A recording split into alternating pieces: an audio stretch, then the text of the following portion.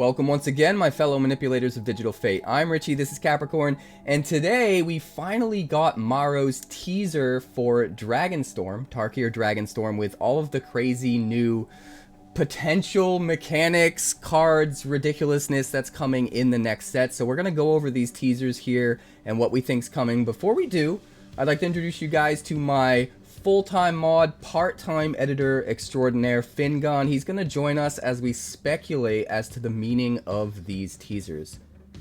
Thanks for joining me, Finn. Hello. Hello.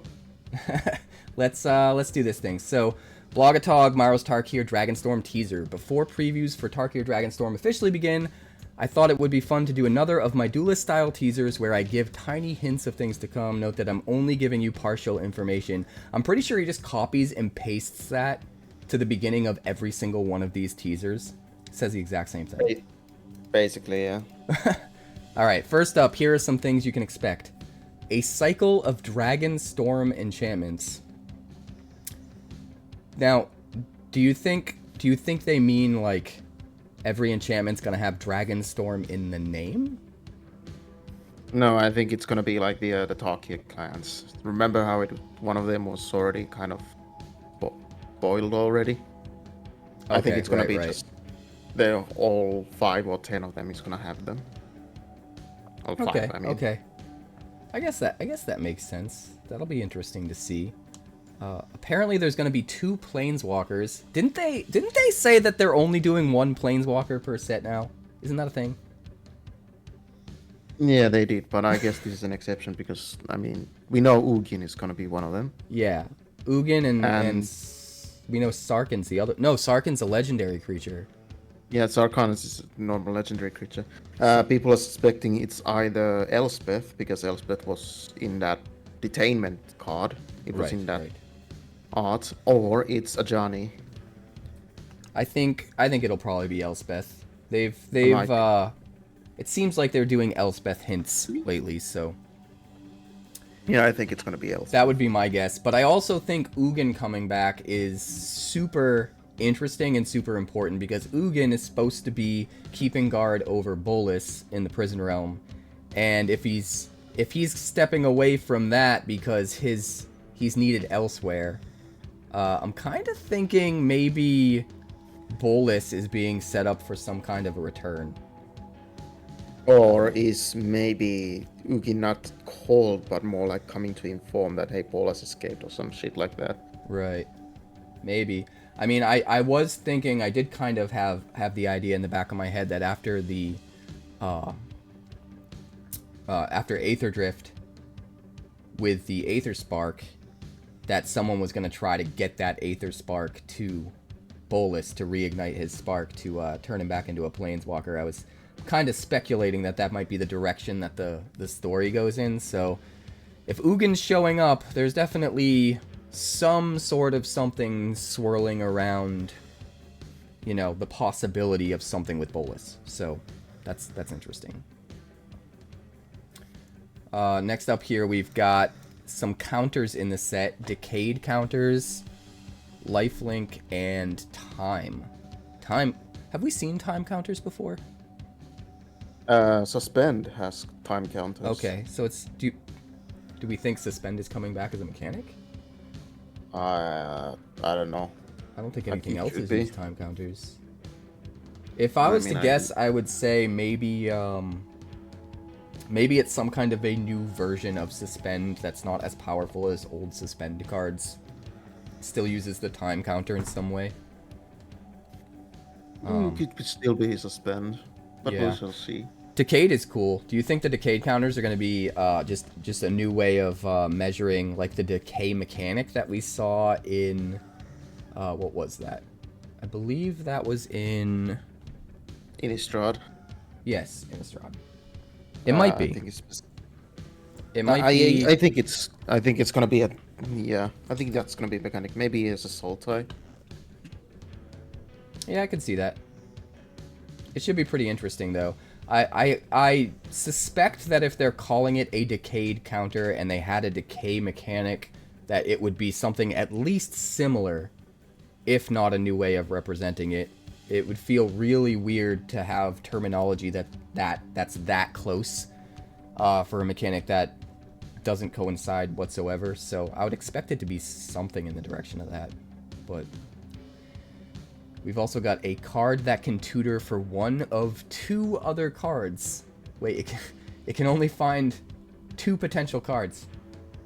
Imagine like in the Carlo Mano, there was that one card that was searching for either like a thinking cap or a spyglass or something like that. Right. I remember that. It's kind of like that. It's kind of like that, I assume. Something like that. Hopefully this one's a little bit better, though. That one was only really worth using in, like, limited. And then even in limited, it was kind of hard because you really had to get the right cards to set up for it. And it was questionable whether it was worth the hoops you had to jump through to get those cards for your draft decks. So, but I'm interested in the concept, especially if just the cards themselves are really good. It could be really interesting. A legendary enchantment. That's interesting. We've already seen some, at least one powerful enchantment in this set, so we know some powerful enchantments are on the way. And if they're making it a legendary enchantment, it's got to be a big deal, right? I would think.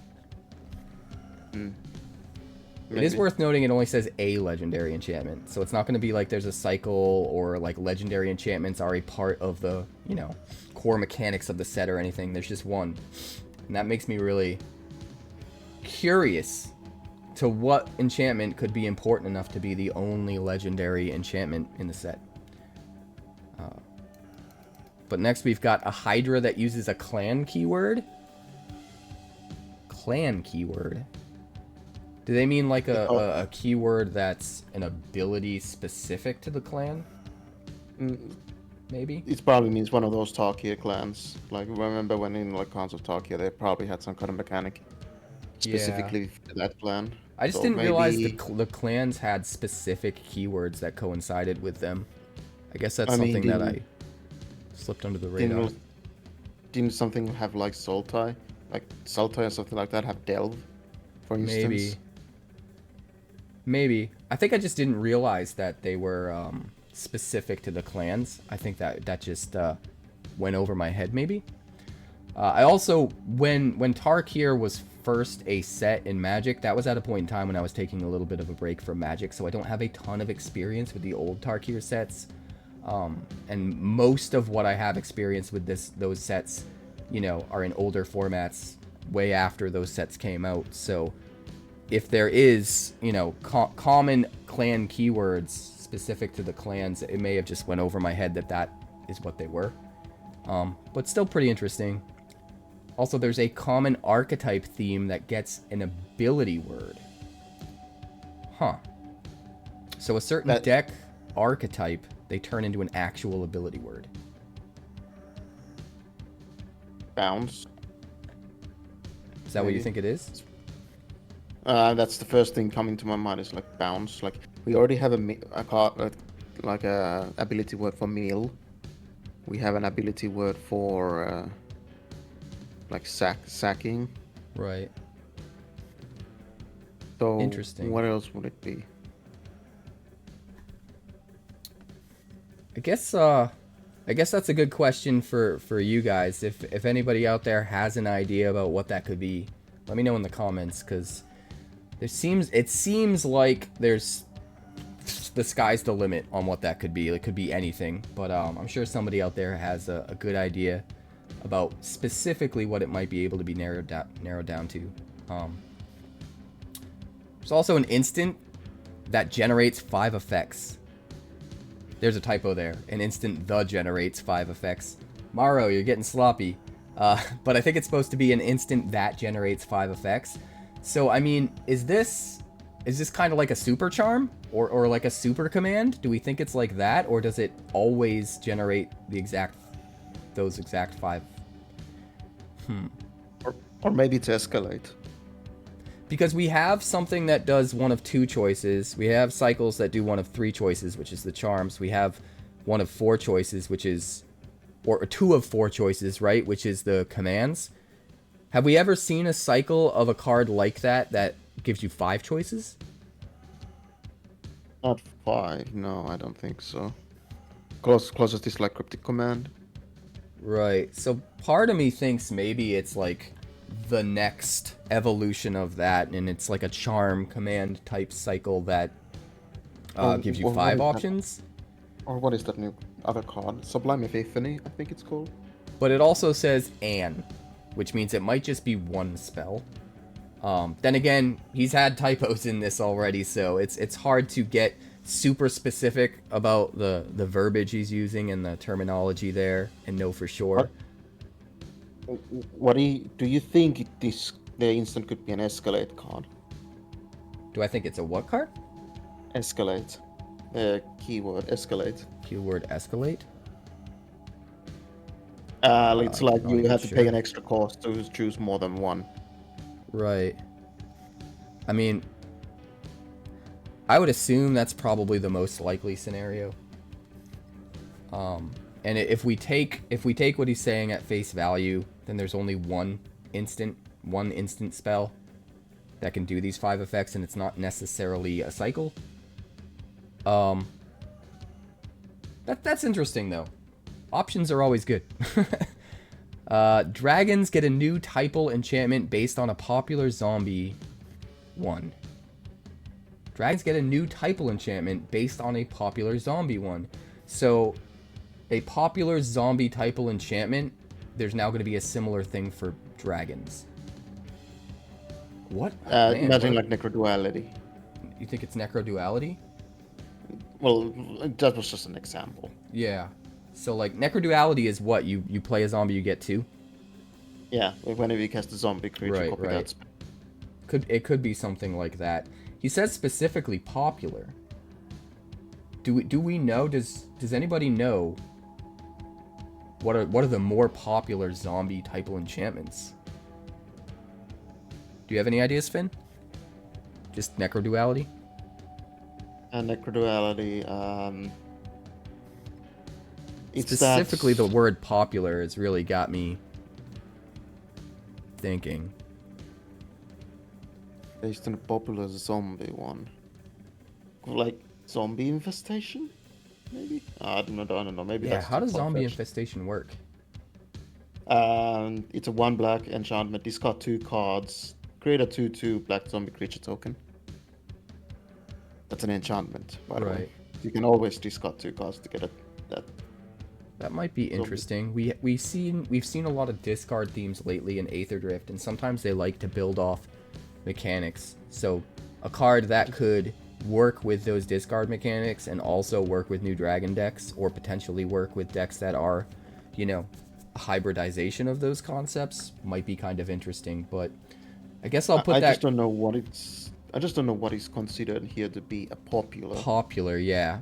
I'm gonna put this comment out to everyone watching in the comments. If you guys got ideas, let me know in a comment about what you think the most popular typal enchantments for zombies have been in the past.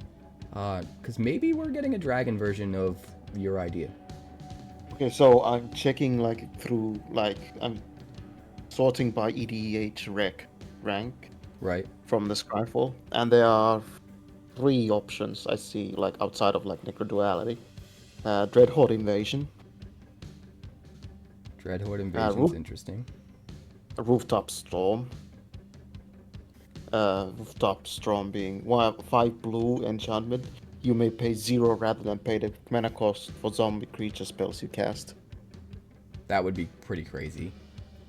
And the last one is Endless Rank of the Dead, which is 2 black enchantment. At the beginning of your upkeep, create X 2/2 black zombie creatures tokens, where X is half the number of zombies you control rounded down. I mean, I like all of these ideas. It seems like a lot of the potential options are things that are gonna make tokens, and I feel like the big problem with dragon decks in the past is you have your top end pretty easily. But when it comes to cheap dragons that you can get out on curve, or, ways to make an abundance of dragons so that you can go wide, like, dragons have a hard time doing either of those things. So anything that's going to give us dragons that are cheaper, or give us ways to make token dragons, to help us go wide with dragons really just increases the amount of different ways you can build dragons, and I'm all for that. I like the idea of different types of dragon decks being able to be built different ways instead of just like, you know, curve until you hit 4, play your crappy 4-drop dragon, then play a good 5-drop dragon on 5, then play a good 6-drop dragon on 6, rinse and repeat. Like, if we could have a weenie dragon deck, if we could have a token dragon deck, you know, if we could have just different types of dragon decks, I think that would be interesting. And a lot of those typal enchantments for zombies do sort of lean in those kinds of directions, so I'm optimistic we get something like that. But again, you guys, if you have ideas about what it could be, definitely let me know in the comments. And then this last one here says a new instant and sorcery subtype. I have no idea what that could be.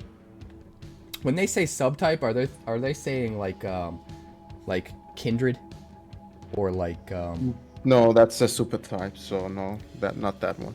Yeah, no, it means like do you remember traps? Traps.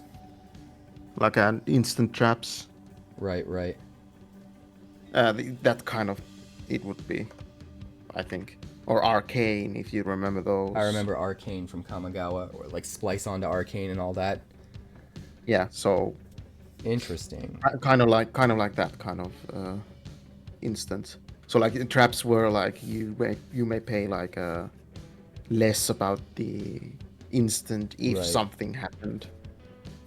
Imagine if they turned charms or commands into an actual subtype. We shall see. I mean, fucking like there are many subtypes anyways. Right. So. But I think if they're doing a new subtype, then they're specifically going to have mechanics built around that, similar to like or how arcane worked, and you could splice onto arcane. I don't think it'll just be superficial. So, really curious. I don't think traps had any special thing on them. It just was meant to be that because they are traps, they have this like kind of special thing on it. Like for instance, I'm talking about like Mindbreak Trap, which is a 2 blue instant trap. Right. If an opponent casts 3 or more spells this turn, you may pay 0 rather than pay Mindbreak Trap's mana cost. Exile any number of target spells. Yeah, and that's basically a superficial subtype, which doesn't really. I mean, theoretically, they could make cards in the future that interact with, you know, cards that have a trap subtype.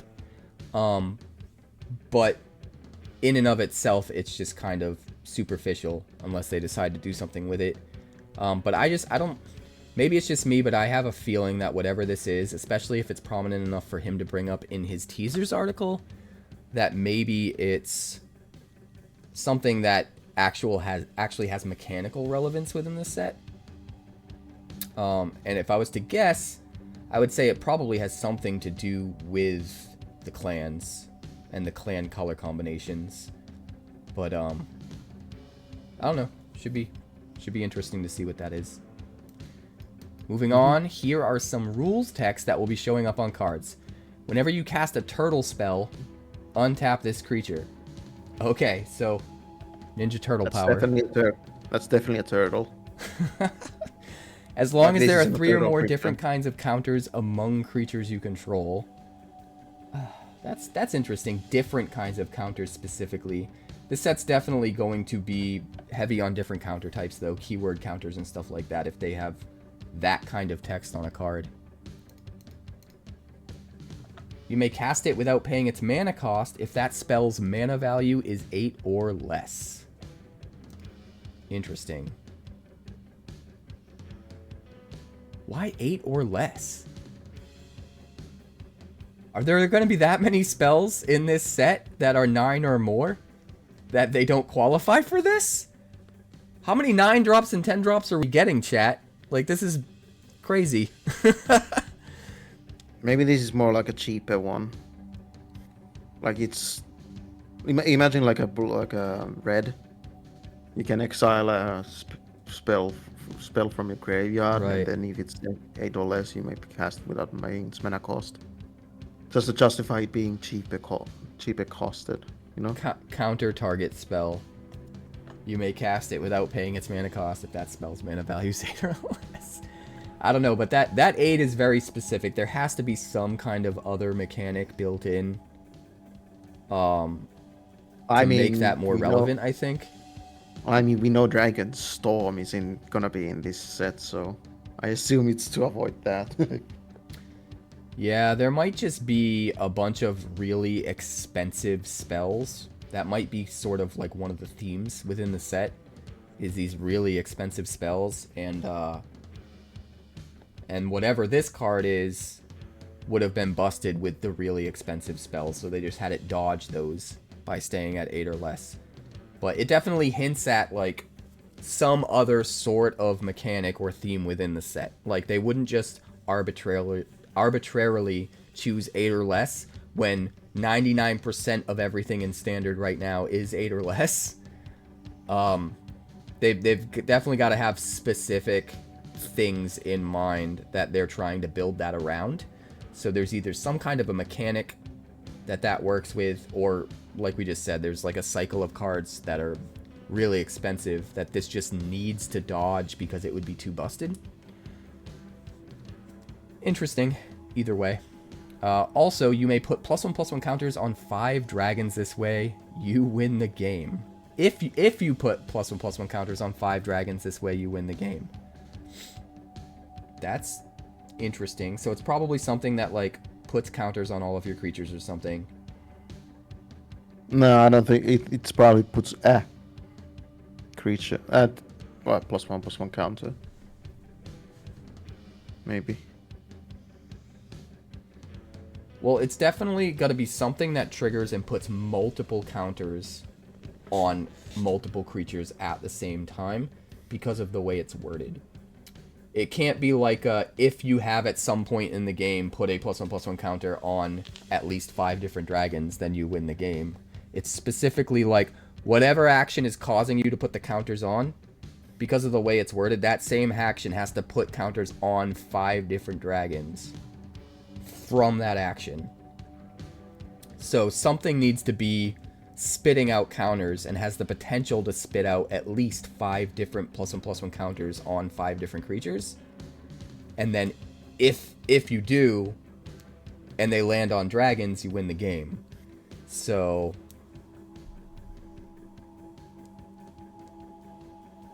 interesting.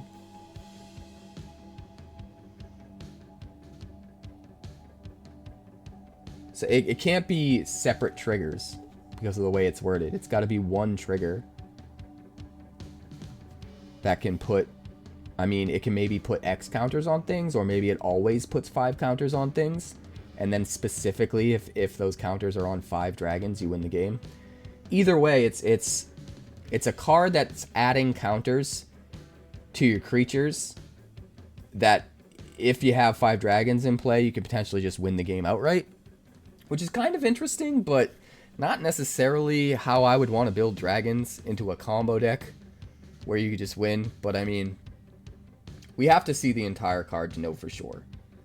Because if that win the game clause is just kind of extra, and the card's just really good at like beefing up your dudes and winning normal ways, and it has this like other alternate win condition built in, which forces your opponent to have to like play around it in interesting ways to make sure you're not constantly finding ways to trigger to win the game. Like, I could see a card like that being really interesting. But if the interesting part of the card is just, oh, it's a way you can win the game, and like the mechanics that revolve around it aren't interesting in and of themselves, I don't know how I'll feel about it. But I guess it's really hard to judge without knowing what the rest of it is, I guess. But moving on. Whenever a creature you control enters, if you cast it, destroy that creature. Oh man, this has to be a downside of some kind of permanent that gives you an insane advantage. Because it says you, specifically. Whenever a creature you control enters, if you cast it, destroy that creature. So you're not allowed to cast creatures. I mean, you can, but maybe it's like you destroy the creature and then you make a copy of it instead. Maybe.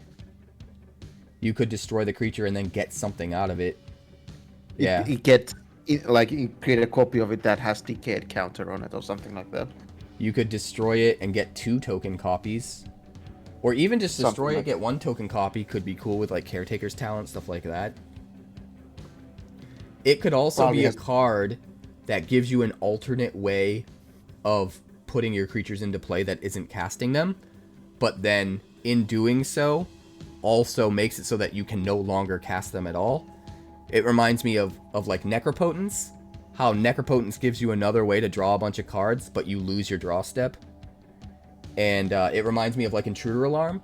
It gives you another way to untap all of your creatures, but you lose your untap step. Like, for some reason, this jumps out as maybe it's something that gives you another way of getting your creatures into play, but takes away your ability to actually cast them. I don't think it's going to be that. No, you don't think so? I think it's going to be something like I mentioned, like it enters, you destroy it, but you get like 1 or 2 tokens of it instead with decayed. Something That could be. You get extra token copies of whatever it is instead of the original, but then they each have a detriment, like a decayed to balance it out. There's honestly a lot of different directions that line of text could go. But the one thing for sure is there has to be a really good upside that coincides with this downside, because it does only affect you. And it's quite clearly a huge downside. So, I mean, it could also just be that the whatever upside that the card has nothing to do with creatures at all. It could be meant for a control deck. It could be like, whenever your opponent casts a non-creature spell, counter it. But whenever a creature you control enters, if you cast it, destroy that creature. It's not going to actually be that. That would be stupid and busted. But it could be something like that. It could be like a moat. Like, creatures are not allowed to attack you. Whenever a creature you control enters, if you cast it, destroy that creature. It could just be some kind of powerful effect that's offset by an equally problematic detriment, but one that you can build your deck around mitigating, which I think would be pretty interesting. But I think the most likely scenario is the one you brought up with the decayed thing. I don't think it's a coincidence that there's a decayed counter in this set, and now we have a line of text: whenever a creature you control enters, if you cast it, destroy that creature. Which also feels kind of decayed-ish.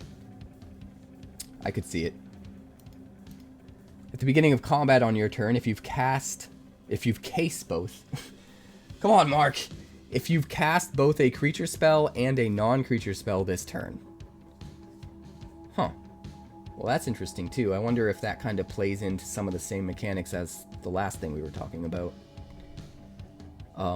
Possibly? I don't think it... No, I don't think so. I think this is just going to be very simple, like creatures you control get like flying or some double strike or something like that. Could be. By the way, that other thing we were talking about, whenever a creature you control enters, if you cast it, destroy that creature. If you're right about it being like you destroy the creature, but then you get 2 token copies of that creature with decay, be super good for sacrifice decks. When you have like Blood Artist style creatures in play and stuff, and everything you play now dies automatically, triggers your death triggers, and then makes more copies that will then eventually get to trigger the death triggers. Like, that sounds amazing. So, holding hope out for that. Then, if creatures you control have total toughness 20 or greater. So, I mean, it's probably something that buffs, right? I feel like a line like that usually comes after something that changes the toughness in some way. Do blah blah blah to the toughness, and then if creatures you control have total toughness 20 or greater, do a thing. But I mean, a toughness matters sub-theme seems interesting. We have some cards in Standard right now that have that same theme, and they're kind of underutilized because there's just not enough gas for it. So if we do get a little bit of extra support, that could be a cool deck archetype. During your end step, warrior tokens you control have this token can't be sacrificed. Huh. That's actually really interesting. So if you had a bunch of cards that could make tokens that only last until end of turn, and then they have to be sacrificed. Like, I don't know what the intentions are for this card in addition to this line of text, but my brain immediately goes to play Leyline of Transformation, name Warrior, everything's a warrior, play Urabrask's Forge. And like, your tokens just stay forever every time you make one. Like, we're probably gonna brew that. I don't even know the rest of what this card does, but that just seems awesome to me, so we have to brew that. Like, really anything, you could just fill the deck with anything that makes a token. Anything at all that makes a token that has to go away at end of turn. And Leyline of Transformation, and whatever this card is. And that just seems super fun. Doesn't that seem super fun? As long as it doesn't say like the cards you are trying to get tokens for, it doesn't say exile at the beginning of end step, because that doesn't work. But I almost guarantee that whatever the rest of this card does, it has something to do with the decayed counter that we were talking about. I wonder if... I don't think it does. I don't think it does. Decayed counter sacrifices itself at the end of combat. I mean, sorry. So that's true. It happens at the end of combat, doesn't it? Well, maybe the decayed token or the decayed counter is a way to change that. Maybe the decayed counter is like during your end step, you remove a decayed counter. If you remove the last decayed counter from a creature, you have to sacrifice it. I don't think they would do that. Something like that. I think it's... Oh, I don't think it's going to be like that. I think it's going to be just the decayed keyword like we had already. I think that just turn normal creatures into decayed. That would be the reason to have the counters, right?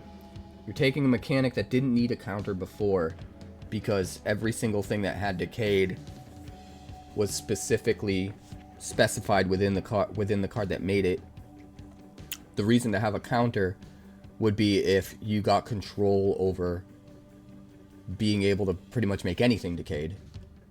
I would think that's why you would bring in counters, so that's kind of interesting.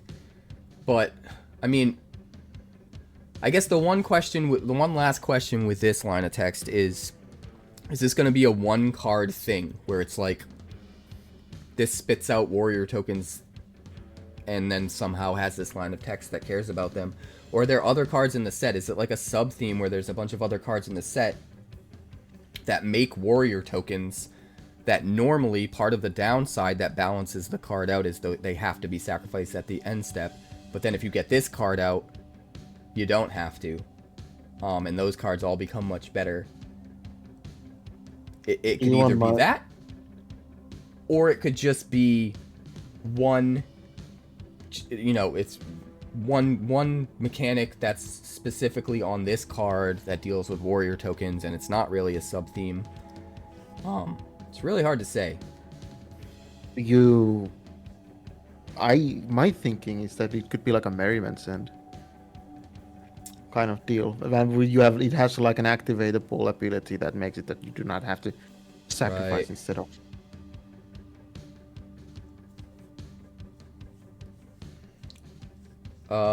What if it was like,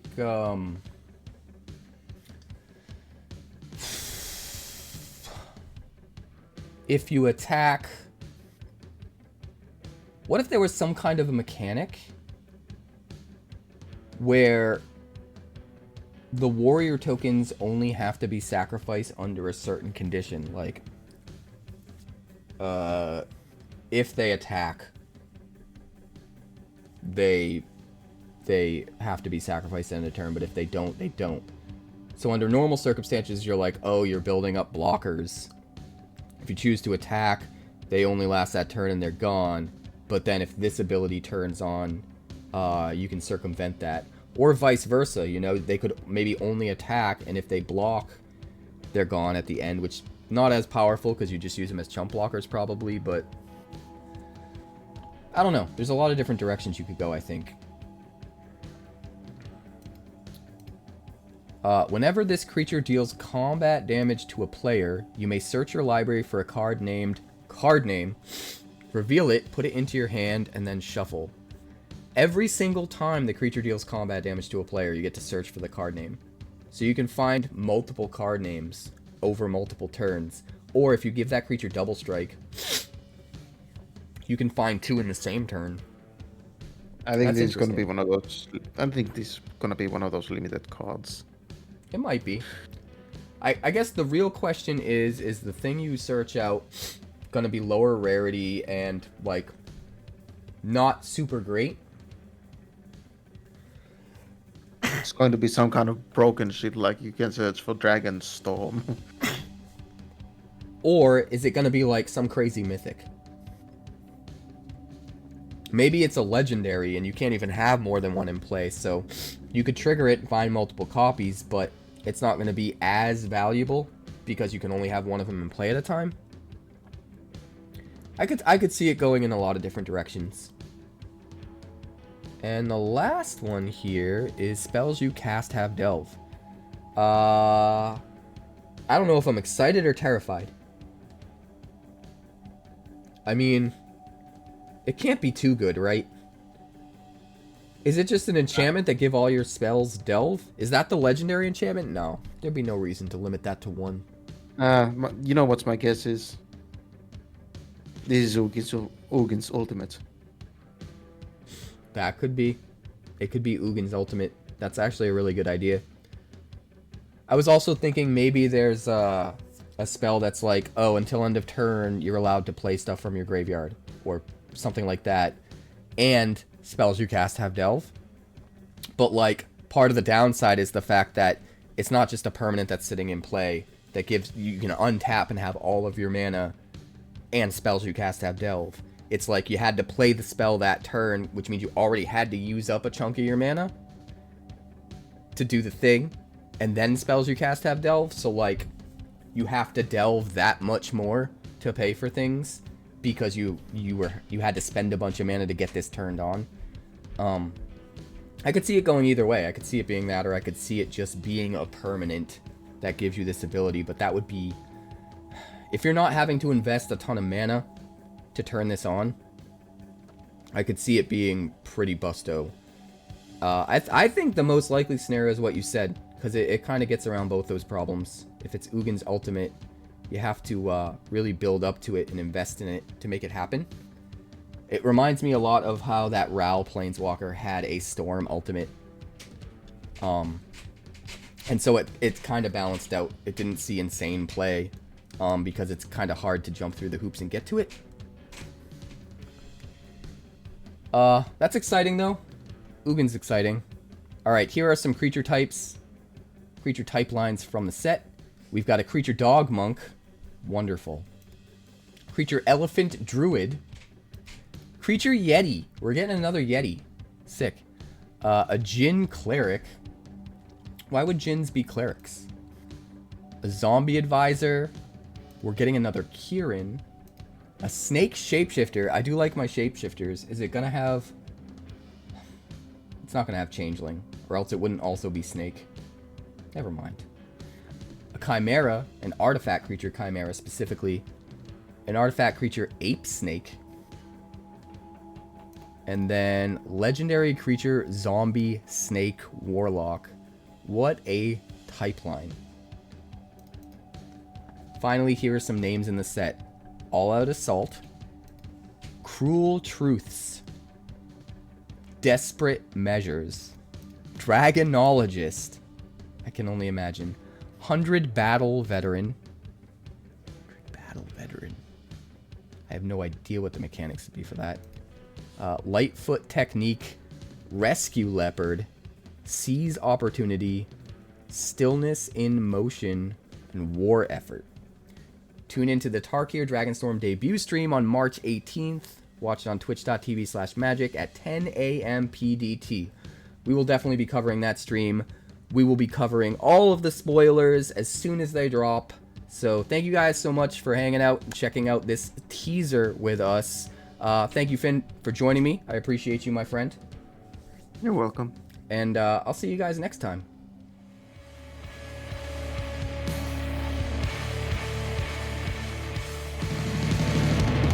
Thanks so much for checking out my channel. I'd like to give a huge shout out to all of my patrons over at Patreon.